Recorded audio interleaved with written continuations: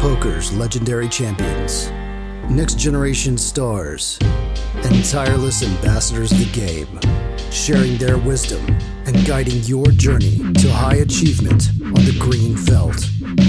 This is Tactical Tuesday on Chasing Poker Greatness with your host, Brad Wilson.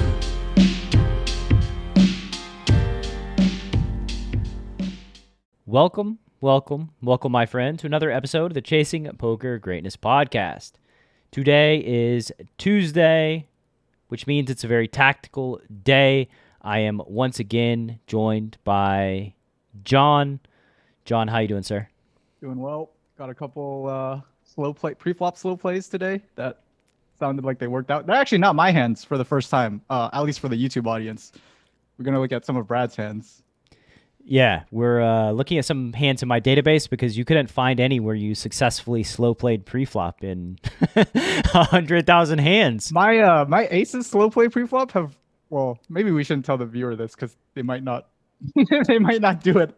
But like mine usually end up blowing up in my face. Well, all right. I mean, what are you gonna do? Sometimes things work, sometimes they don't. But I do say I do believe that not slow playing big pocket pairs in very specific situations is a pretty catastrophic mistake. There are certainly spots where you are highly incentivized to slow play aces or kings, and we'll dive into these couple of hands, show you a couple of spots that I think you're highly incentivized to slow play, give our opinions, and then kind of go from there. But before we do dive into these hands, I did want to mention that got a new URL this week, freenuffle.com, FREENUFFLE. We're not freeing it. Nuffle's not caged. Just a link that you can go to if you've never made an account on Bovada and would like to get Nuffle $200 course, absolutely free, freenuffle.com. Now, let's dive into this first hand. Jon, do you want to break down the action for listener and the viewer? Sure. So Brad starts out under the gun with black aces. He opens $25. Action folds around to the small blind, who 3-bets to $85, and the big blind folds. So this is like the spot that we're going to be talking about for the most part today. I'll just start out by pointing out some of the things that I notice immediately off the bat. This 3-bet sizing is very small for an out-of-position 3-bet. The general pool sizing is 11 big blinds, so it would be $110. And the HUD stats of this player in the small blind look extremely fishy. Over 81 hands, he's playing 54-31, which is just, I mean, that's just way too loose. He's opening way too many hands and calling way too often. So both those things in conjunction just, I don't know. I'm very happy to quickly label this player as a fish. Yeah, I mean, this hand went down, looks like my database is telling me in March, so like 5 months ago. I can't remember the specific profile of this opponent. I don't know how many hands I had on this villain, like when this hand went down. So I don't know what the HUD stats told me in game. Like now I have 81 hands, right? But like maybe this was hand number 20. So I didn't really, I don't know how good of a handle I had on what this guy was doing, other than I think it's pretty clear. And I do remember that they were wild, right? Like they were a pretty volatile opponent. They were being very aggressive, taking very aggressive actions. And I think that's like one of the key ingredients to the recipe of slow playing big pocket pairs pre. Right. And even if we didn't have like those, like, 81 hands on him, and let's say we only had like 10, but like one, I didn't point this out, but the fact that he didn't top off, I think he started with like $960 in conjunction with his poor 3-bet sizing preflop. I mean, I don't even need HUD stats to label that as a fish. Like you start with 960 and you 3-bet this bad size. you get the fish tag. Yeah, but I think this needs to be like a specific species of fish, right?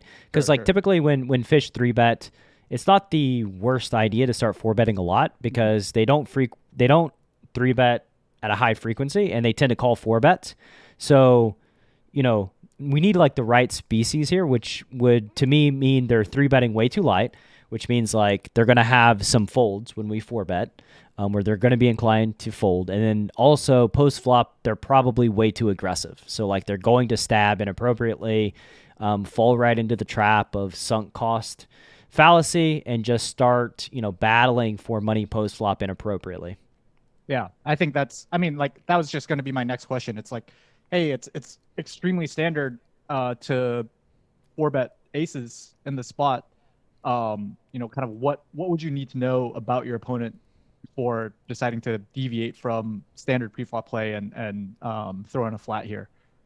And I guess I mean, that's what you're talking about, is just like this has to be like a guy who like maybe like over c-bets flop, or just like over triple barrels, or just is 3-betting like tons of trash. And you can, as we can see, this guy has like almost a 13% 3-bet percentage pre-flop, which is pretty high, especially for a fish. I think that's really high. So yeah, this like all signs do appear to point to like flatting being very, very, very, very reasonable in this situation.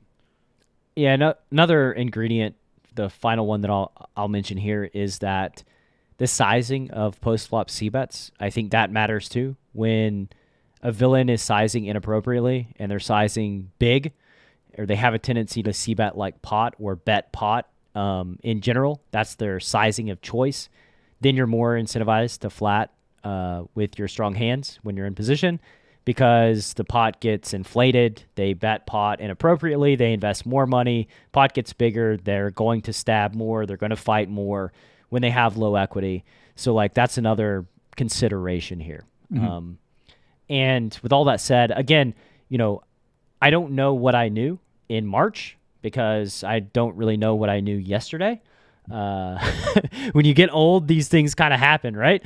We'll just say it's because you play so many hands that they just all blend together. Sure, that's it. Because I play so many hands, they all blend together. No, I don't know what I knew. All I do know is that like some things that I just mentioned, some of these ingredients do come into play post flop. So it makes it easy for me to believe that I did notice villain like betting pot, c-betting pot on flops, and not having a tendency to give up. Yeah. So I decided to flat. Villain has $860 behind. As a reminder, I've got black aces. There's 180 in the pot, and we get a pretty nice flop. 7-7-3 rainbow. Can't really ask for much drier than this. And our opponent in the small blind, who 3-bet bets very close to pot, 176 into 180. Mm-hmm. Jon, any thoughts here? No, I mean, like, this is exactly what you're talking about just a couple minutes ago. This is clearly, again, like his pre-flop sizing was bad, and this is again just a terrible sizing on 7-7-3 rainbow. If you looked at like the scale of like your betting options, I think this is like a flop where I'd be betting like either 25% or 33% pot. Definitely not bigger than a third. I guess like, if you could definitely make an argument for like betting like half pot in these spots if you're like doing things like pushing like over, like if you want to push an overpair advantage, but like this size is just way, way, way too big. Why is it so big, Jon? Huh? Why is it so big? Like why use 30%, 50%? Why do they outperform pot? Well, for one thing, when you're betting pot in this spot, your bluffs need to be working. Like your bluffs need to be getting through just like a really, really high percentage of the time to justify betting such a large size. You're also gonna want to get called by worse hands. And when you have, I don't know, lots of hands that you want to bet on, lots of hands that you want to see bet on this flop, presumably, if you're betting your entire range for the size, you're now narrowing down your opponent's range to probably only pocket pairs, like big pocket pairs and like 7x. You're never getting floated here by like 2 overs or like 2 overs with a backdoor flush draw type of hand. Maybe you don't want to get floated if you're bluffing. Yeah, I mean that could totally be the case. Like that, like if when you have your like this was something that I actually talked about on like a previous Technical Tuesday, that like in spots where like half pot is like half pot is an option as the out of position three better as a c bet size. I tried experimenting with something where I half pot like my bluffs and I 1/3 my value.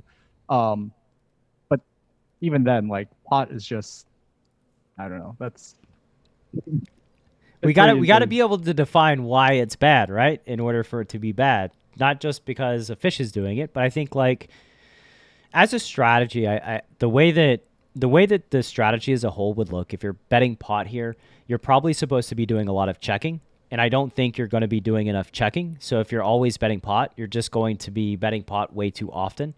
So to me, it just comes as more of a strategy construction reason than, any other reason, right? Like you don't want to be betting pot here with all of your bluffs because then you're just betting pot too often.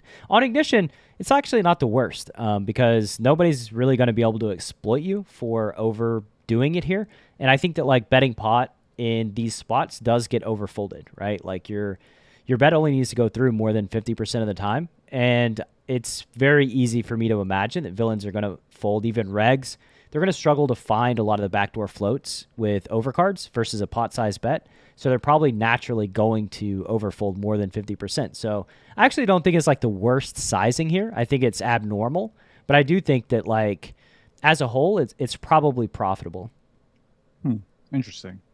Yeah, if then you wouldn't be betting pot here with like pocket tens or like nines, would you? No. Yeah. No. I'm just saying, like, I'm just playing devil's advocate, right? All like, right. Okay. Let's try to figure out, like, Yeah.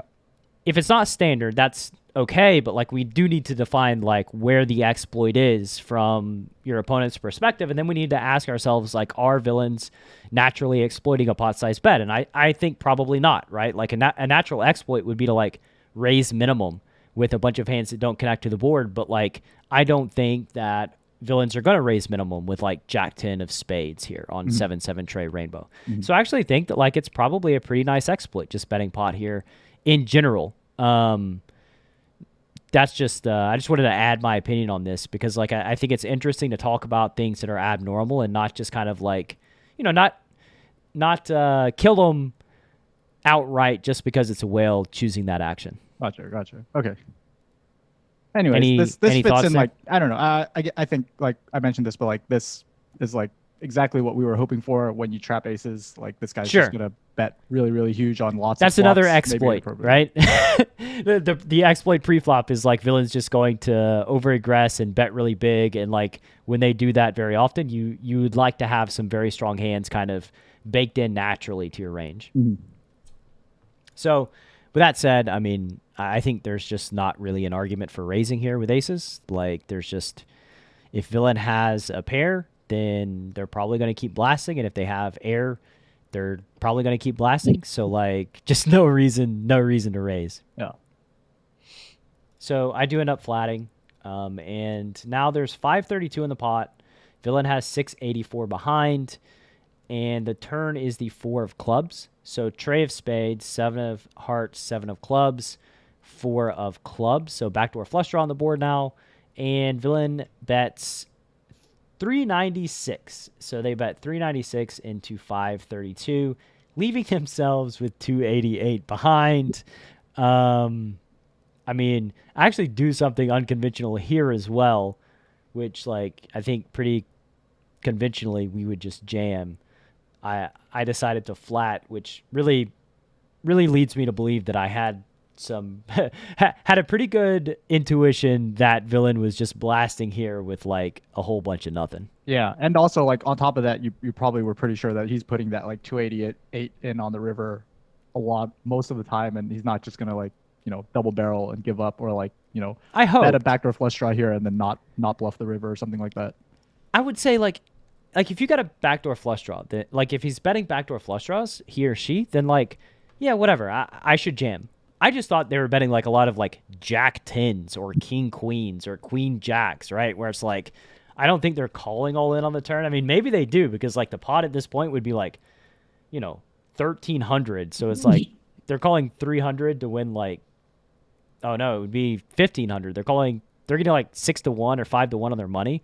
So like maybe, I remember thinking to myself after this hand that I should have jammed the turn because of how the river went down, but I'm actually not sure. I think hilariously, I had another situation against this guy with kings in a similar spot where pretty sure they did this exact thing and ended up folding the turn when I jammed with like 200 behind. So basically, it just wasn't in the cards that I'm going to get this guy's whole stack when they're blasting off. Right. Yeah. And if you see that, and you know that they're like betting the size, like leaving, crumbs behind on the turn with absolute air, and they're obviously never calling a jam with air, and like you just, you're sort of just negative free rolling yourself by jamming the spot. Like all you can do is sort of hope that they put the rest of their money in on the river with air, and obviously they don't do that all the time, but they never call the turn jam.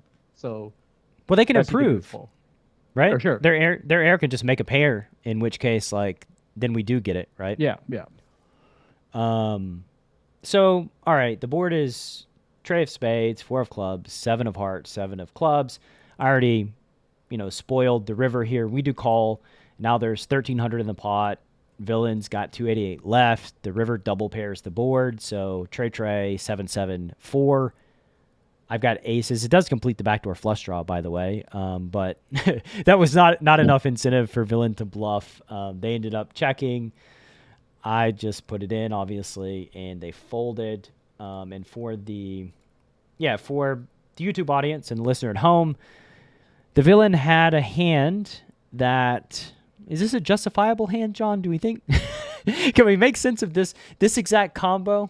Yeah. Just for the podcast audience, the small blind had Queen of Clubs, 9 of Spades, which is, I mean, I'm pretty sure that's just supposed to be a fold from the small blind and nothing else. Yeah, I think this guy's a fish, but like, man, he didn't bluff the river with like the Queen of Clubs. Not that it really matters, I guess. Maybe he's just a genius. He's like, yeah, this guy never folds for 288 on the river, and. Yeah, I don't know that genius would be how I would describe them, but yeah, they got the Queen 9, which I think really does play into the theme of like they're over c-betting, they're using inappropriate sizes post-flop, they're just over-aggressing, and so having baked in strong hands is very, very valuable against, this specific player profile. Yeah. And after the break, we're going to share another hand that's against a reg. It's going to be the button versus the big blind in a little bit different circumstances than playing against a volatile whale. Stick around after the break to check out the second hand.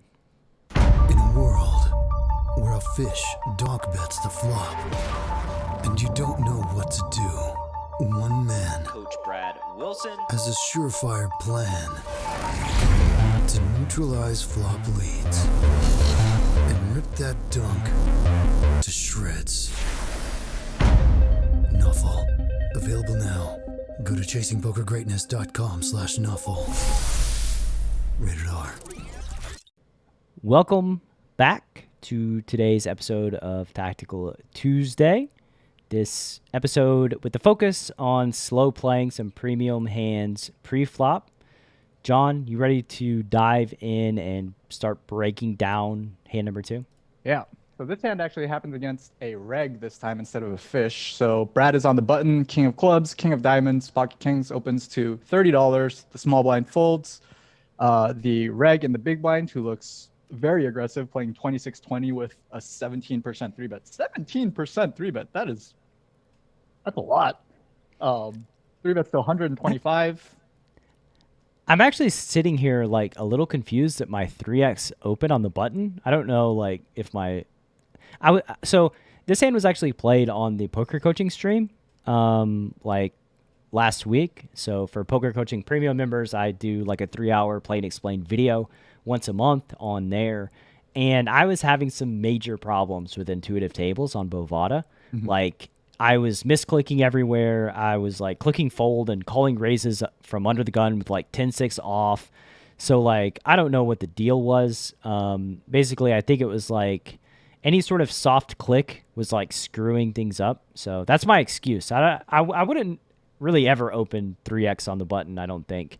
It's not part of my usual strategy. What's your usual open size? 2.5? Yeah, just 2.5 everywhere. I used to 3x the button until like not that long ago. Yeah, I know. I know it's not like crazy. It just looks weird to me because it's like not a thing that I typically do. Yeah, yeah. That's why I'm pointing it out. But like whatever. Hey, but because you open so big, you get this big 3-bet, and we got kings. Like everything's working out. Everything's working out. And I don't know what my session stats were. I believe that I was playing due to variance, basically, like over 70 or 80 hands. Like I was looking kind of nitty, I think. I don't know if I had a 3-bet yet, or maybe my 3-bet was like 3% or 4%. So I did have some like reservations about 4-betting here with kings specifically on the button versus an aggressive 3-better, just because, you know, it felt like villain can be fairly wide here. I haven't 4-bet yet, or I haven't even 3-bet yet. So like 4-betting is just going to generate way too many folds in position. And I think really that was the deciding factor as to why I flatted on the button here, beyond like any of the other factors against the fish. Like if a fish 3-bet me here and it's just a regular old fish, then I would just 4-bet here, like at almost an absolute percentage. Unless they were like the fish described in the first hand. But like here, I think this situation was just such that over 70 or 80 hands, I hadn't been able to be aggressive, just like folding a lot, card dead, and just didn't want to 4-bet. Yeah, and I think like that also, again, like in conjunction with the fact that the reg in the big blind appears to be very aggressive, you know, and we've talked about this a little bit off the podcast about how at 1K, you know, regs will take advantage of the fact that you are capping your range in spots, you know, even pre-flop, and you know, they'll go after you a little bit more, or maybe way more than you see at lower stakes at even like 200 and L. So adding these sorts of traps against very aggressive regs who are capable of trying to take advantage of the fact that you're capped, I think is definitely worth thinking about. Another thing too that somebody in one of the past boot camp classes mentioned, they asked a question, and it's a question that I won't really forget. They asked, you know, there was a spot where we have queens and we're like flatting a 3-bet, I think. And they were like, why are we not 4-betting queens? Like, why is 4-betting queens not profitable, right? And my answer was, of course it's profitable. Like that's not really the question. That's not the right question here, right? Like the question is like, which is more profitable, 4-betting or flatting? Because like they're both profitable. Like as long as you don't fold, anything you do beyond that point is going to make money just because you have a really good hand and you have position. So anyway, like in a spot like this, I do think that like 4-betting is of course going to be profitable, but the way that the situation lined up, I thought that flatting would be the more profitable path. And like, I think that for the listener, that's how you need to think of these spots is like, yeah, you've got a good hand and like 4-betting is profitable, but like maybe flatting is more profitable given a specific dynamic that you're in at the moment, which by the way, like there's no preflop solve that's going to take into consideration any specific dynamic because like, that's just not how they work. Right. Like in the previous hand, preflop bootcamp ranges, Monker ranges have aces as a pure 4-bet. I'm sure both of those have kings pure 4-betting in this spot as well. So yeah, these are like massive deviations from kind of solved poker strategy, which just shows that like there's so much room to, you know, it's not like, oh, solvers are out there and now everything's figured out and you can only play one way. Like there's so much room to deviate and in ways that will generate tons and tons of extra profit from solved strategies. Yeah, I think I had this conversation with Berkey on the episode that folks get for opting into the email newsletter, and like the way that I described it was like, you know, people always say like, maybe that's okay in a vacuum, and like the way that I think about it is like every hand is almost in a vacuum, a very specific vacuum, and like that vacuum merits investigation. It merits looking at the data points that are in front of you, finding the exact configuration and the exact spot that you're in so that you can find what you believe to be the optimal strategy for this hand in this moment against this opponent in this position, given past conditions and everything. And that's something that like, you know, the solver crowd kind of forgets about is like, yeah, you're looking at an output in a specific vacuum, and maybe the vacuum that you're playing in is very different. And so you still got to think, like you still have to use your head. Yeah. So All right. that's what Brad does here, and just flats the 125. Get a jack of spades, 10 of clubs, 7 of hearts flop, and the big blind three bets. Oh, whoa. Okay. See a check from the big blind. Yeah. I want to go. I want to address something else too before we like move forward on the flop. I want to address that like I don't know that flatting is more profitable than four betting, right? Like I can't prove it, and I think that like that's a thing that a lot of people feel uncomfortable with, like not being able to prove that like a deviation is more profitable. But like I've just learned over time that like I have to trust myself, and I give myself the freedom to make these deviations because I trust myself implicitly. And like, if it doesn't work out, then it doesn't work out. But it's way more valuable for me to be able to trust myself than to question myself in these spots and then start ruminating on like a deviation that I thought I could have made but didn't make. I would just rather do it, let the chips fall where they may, and then just go from there, because I think that like trusting myself has taken me to where I am today. And so like, why change something if it's not broken? Oh, funny that you bring that up. Just a really short tangent. Someone asked me like yesterday or 2 days ago, really recently, like, "Oh, how would you feel about like playing Brad like at in a heads up match or like a live, in a live poker setting, like playing your coach, right?" And I said like, I don't think I'd really like it because like I'm not like this like super GTO guy. Like that's just not my style. I sort of like end up out in the woods like a lot in my hands, and like Tactical Tuesday listeners will like I'm sure they know some hands that like I've just ended up like in like no man's land. And I said to my friend, I was like, yeah, and like Brad, he loves being out in the woods, man. Like he has like a fucking cabin out there, and just like, like that's his shit, like being out there. And like I would hate to be playing against someone who like trusts themselves in these spots to make like massive deviations against someone that they think is deviating from standard GTO strategy themselves. Like he's not afraid to do that, and like he would just probably like clobber me if I ran into him in the woods, basically. I got more experience being in the woods. I got more experience living on my own, living out in the wilderness, right? So like, come back to me in 10 years, and I have to imagine that, you'll be far and above a better outdoorsman than me. How do we get in this like metaphor, by the way? It's because I'm shitty at the outdoors. That's the irony here. Like I would survive like 10 minutes like out in the woods by myself with not much of a camper either. All right, like we have a hand here. Yeah, okay. So have we even said what the flop is to the podcast Jack audience? Of spades, 10 of clubs, 7 of hearts. The big blind checks.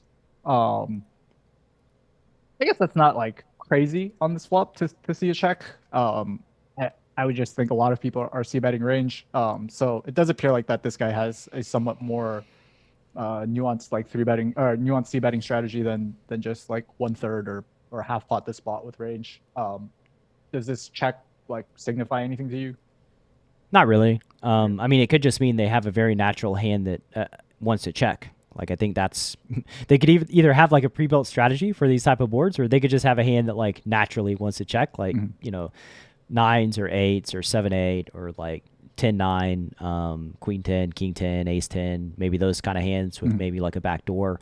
I think that like the one thing that I will say about this spot is I don't think villains are checking like top of range often enough. Like I don't think they're flopping straights and checking top of range. I don't think they're really flopping sets and checking top of range. I don't think they're, flopping top two and checking. So like aces?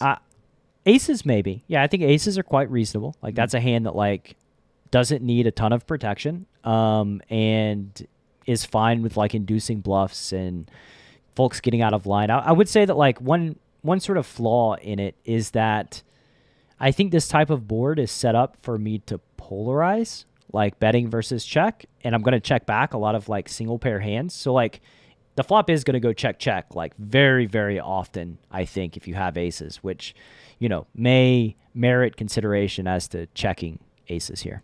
Yeah. I can say just personally for myself that like when the three better checks Broadway boards, especially double Broadway boards, I pretty much just check range behind, and like on the lower boards, like if this, for example, if this flop was 7 high instead of Jack 10 high, I can pretty confidently say that I'm betting close to range. Or I guess like the worse my hand is, the more likely I am to bet on those types of boards. So yeah, I guess you check this flop back with your kings. Yeah, I think another thing is important to say here too is like the hands that I'm letting realize equity by checking back, like ace queen, ace king, and king queen. Like I have a pretty good hand that blocks a lot of those. Like I block ace king, I block king queen, and I actually think that like those type of hands probably c bet more often than not.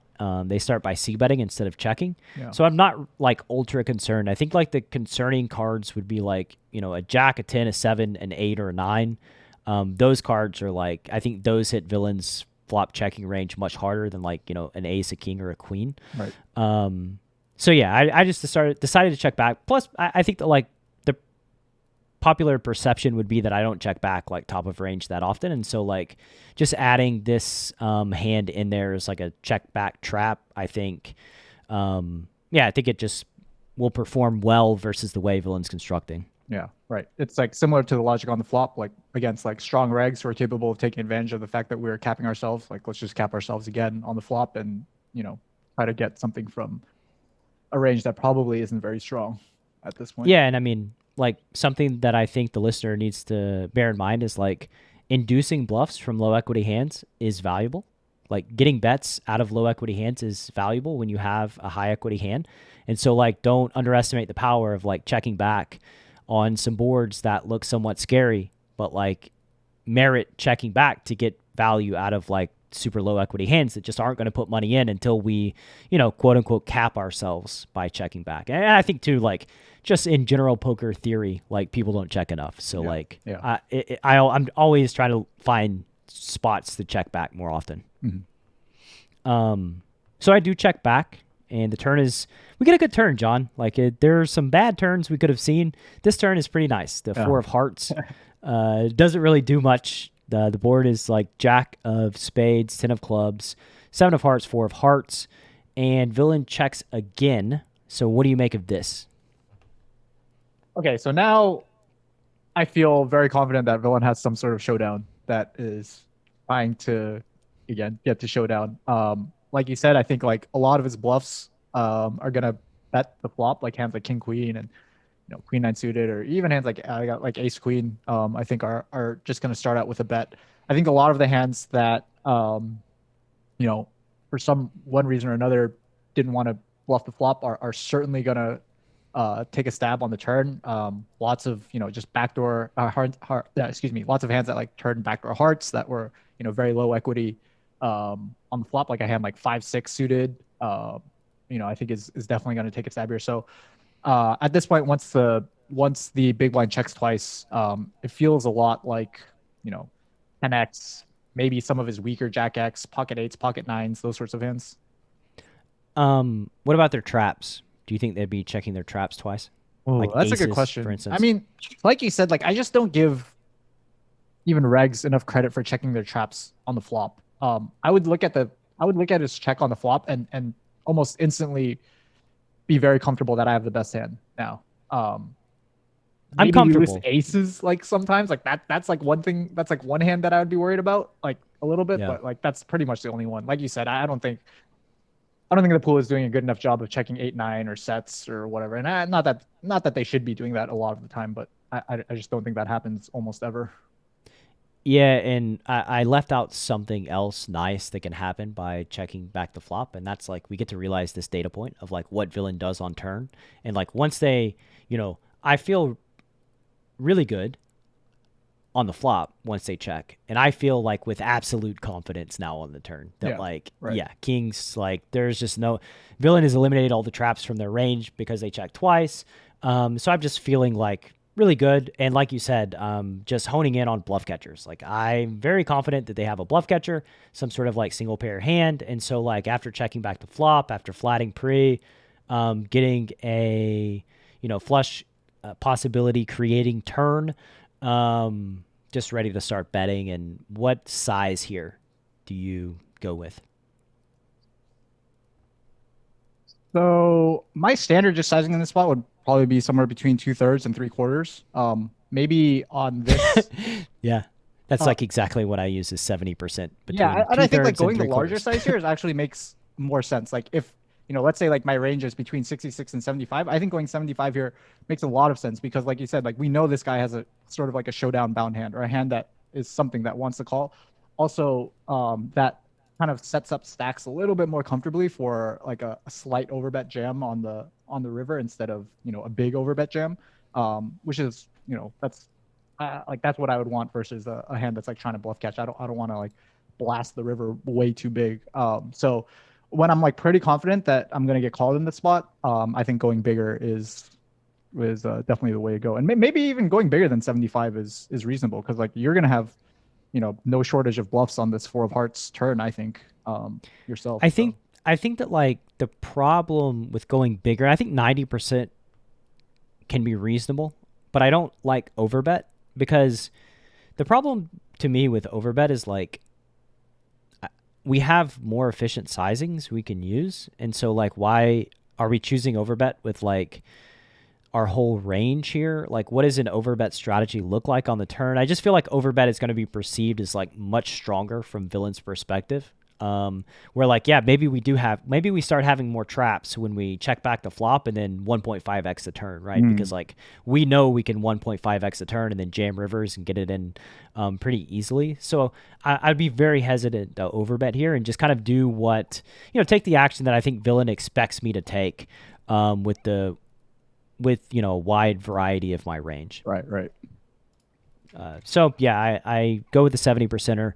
Which is 176 and a 255, and villain calls, like no surprise there. And we head into the river. I've got 824 behind. Villain's got there's 607 in the pot, and villain's got me covered. We get one of those beautiful. What a rivers, run out when you're right? trapping, man. 4 of hearts, 3 of clubs on the river, by the way, for the podcast listeners. So the board is now Jack 10, 7, 4, 3, no flush draw. Yeah, it's pure. It feels good when this is the run out when you're slow playing, right? Like you don't want to see the 9 or 8 of hearts on the river, like just ruins everything. So yeah, we get the pure run out, which is nice. Tray of hearts, and now villain checks, and we have 824. The pot is 607. Thoughts here on sizings? Any thoughts at all? I'm just gonna say that I'm probably gonna jam all the hands that bet the river here for about like 130%, 133% pot. Again, like I said on the turn, like we're gonna have like lots of heart hands, or like I think we're gonna be perceived to have a lot of heart hands that bluff, and like maybe even just like random air balls, right? Like the big blind check twice. Oh, now we're just gonna stab with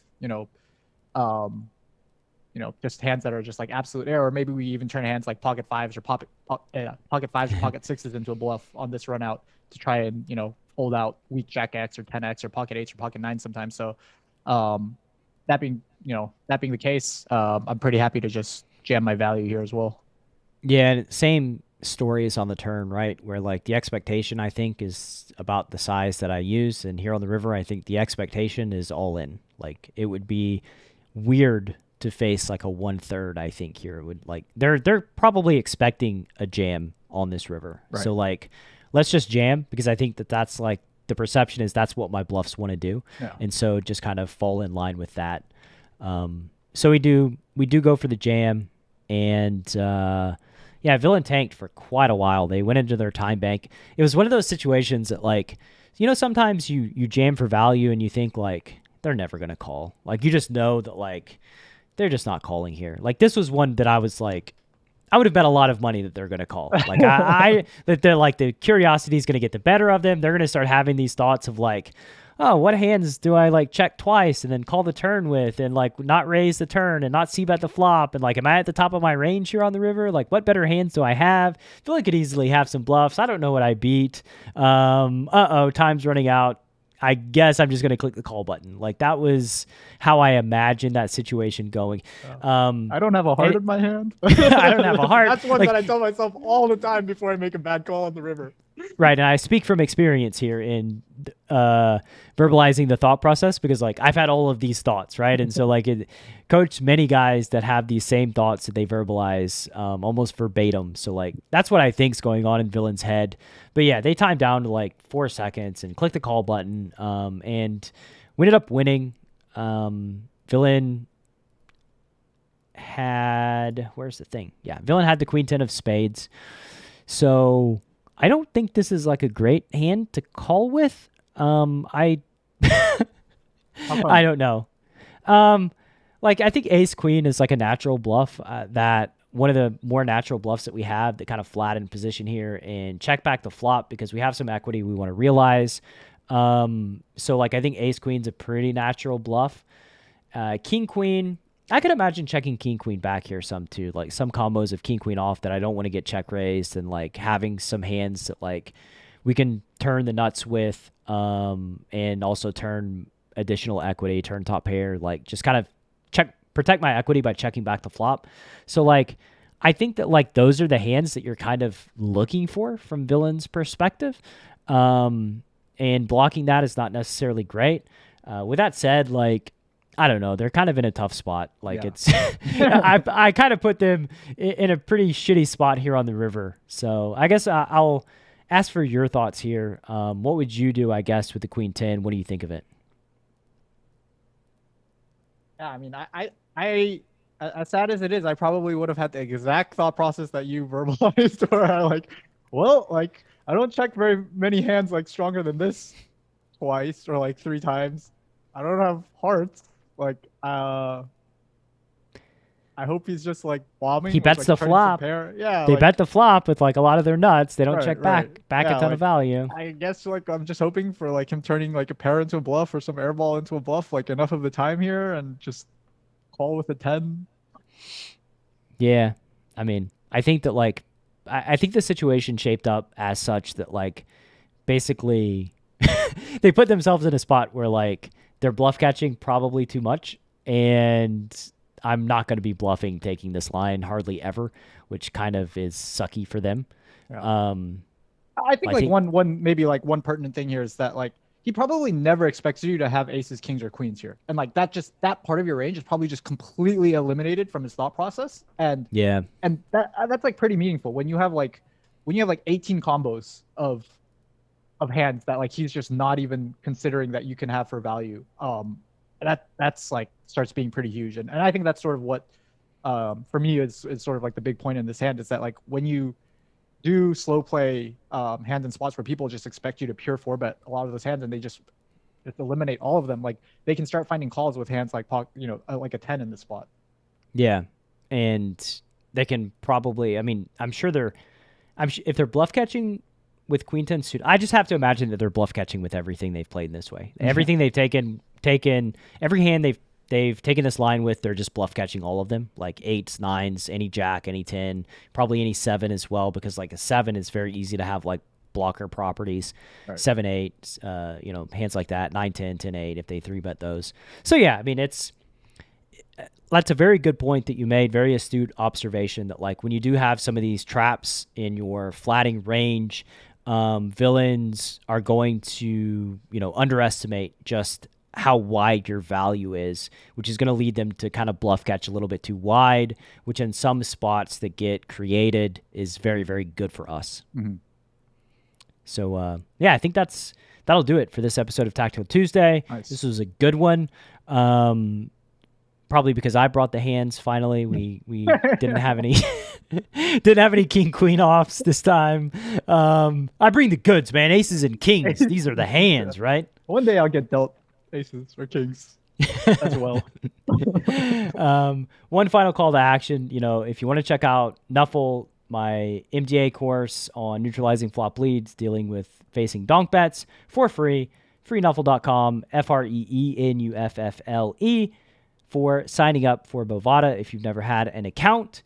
That'll do it for this Tactical Tuesday. Thank you very much for listening. Thank you for your support. I'm very grateful. I very much appreciate it. John, tell the viewer, see you next week. See you next week. Thanks for listening to Chasing Poker Greatness. You can subscribe on Apple Podcasts or on your favorite podcast app. Go to chasingpokergreatness.com to get the newsletter, join the Greatness Village community, book a coaching session, or dive into the latest data-driven poker courses. Follow the show on Twitter @CPG Podcast.